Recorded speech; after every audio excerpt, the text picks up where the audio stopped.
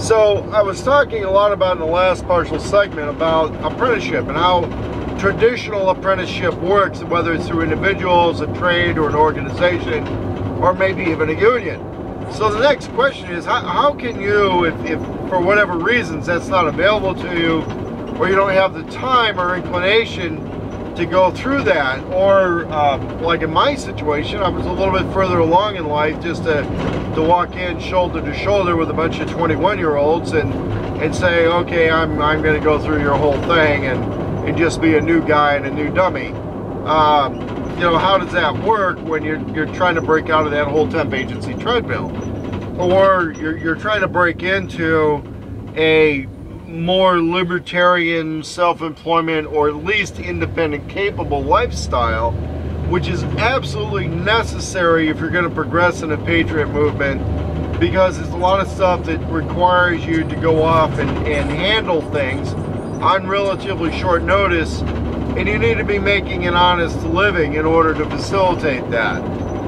Because there really is very little financial sponsorship available within a patriot movement,